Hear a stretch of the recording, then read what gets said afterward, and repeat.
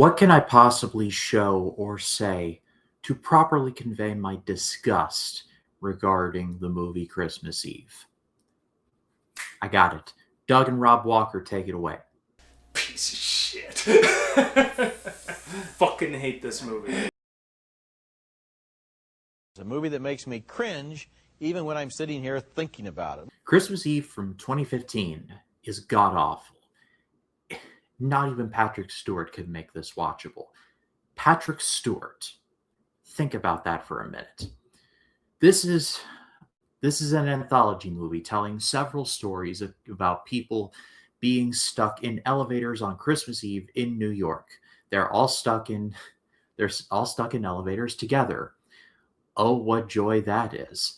And you know, when it comes to this movie and Christmania this year, I chose it with a couple things in mind. I've seen it and loved it, heard of it and wanted to check it out, and have no idea what I'm getting into. This is the ones that I wasn't getting into. I saw the Letterboxd reviews. They were not promising, but I chose to watch it anyway, and it's 90 minutes of my life that I'm never getting back.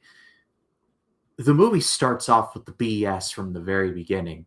The inciting incident as to why all these people get stuck in elevators at the same time collectively revolves around a character driving a car carelessly looking for his Our Lady of Guadalupe statue that he keeps on his dashboard in his car.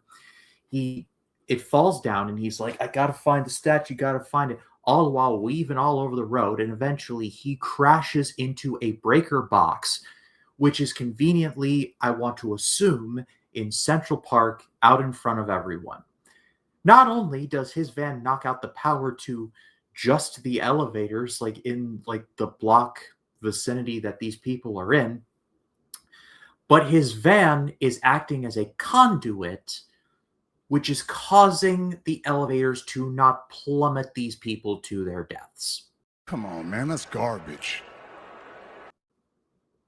If you want to facepalm right now, you have my permission to. Lord knows I'm going to. And that's not where it ends, folks. Basically, there are no good characters here. In this anthology, there's not a good story. With an anthology movie or a TV series, you can bet on at least one or two good stories here. There's none of that here. Like I said, not even Patrick Stewart can save this. Patrick Stewart is the best story, but that's not saying that much. He plays this super rich guy who is a jerk to everyone. Doesn't that sound familiar? And over the course of the night, as he is stuck in his elevator, he learns the error of his ways. You have seen this before. And he goes on this scene where he goes on this rant in a scene where he talks about all the guys that he's going to sue. He sounds like Jim Cornette in Ring of Honor. We're going to institute a writ of habeas corpus, corpus delicti, and corpus Christi on you. I'm just like, if you're going to be Scrooge, just be Scrooge. You've already done that already. Just be that. And that's the best story here, and it's bad. The rest of them are awful. You have an elevator in which they're filled with people working in a marketing company, I assume. None of them are even remotely interesting. There's a bodybuilder, like Santa with muscles style, that has tattoos, and that's a bit of a story. They're in an elevator with a clean freak that's just pretty much nondescript. Napoleon Dynamite himself, John Hader, is in this movie. Pedro offers you his protection. He's in another elevator, stuck with the boss that just fired him.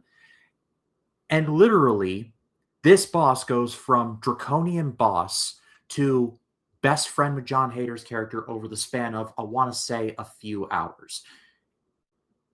It'll give you whiplash if you're not careful. It's ridiculous. There is an elevator full of musicians, one of whom is played by Cheryl Hines, who has a gun and fires it off in an elevator.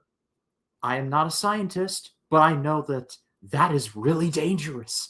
Either by the sound, meaning that all of the musicians in the surrounding area are now deaf because of this, or that bullet could ricochet off a wall, cut the cord, and they all fall to their deaths. Come on, man, that's garbage. There's another elevator with a doctor and a surgeon. The surgeon is an atheist, and he's about as subtle as you might imagine. Pure Flix writes more subtle characters than this surgeon, and I'll just leave it at that. And then to top it all off, there's a couple that gets stuck in an elevator where the guy is a photographer and I believe has been stalking the woman because he wants to ask her out and taking photos of her without her consent.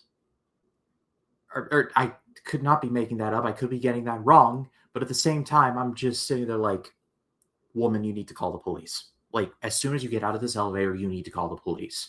Like, instantaneously. And then you got the guy stuck in the van who can't leave the van because the van is electrified. Again, this is really dumb. Like, he can't leave the van because it's a conduit and he can't leave. And all of this happened because he couldn't reach his statue because it fell on the floor of his van.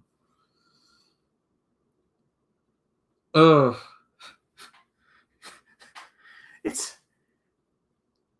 Wow. I finally found the one. Like, I was doing so well this Christmania. Most of the ones that I was watching were, like, at the very least watchable. I found the unwatchable one. This is just tedious garbage.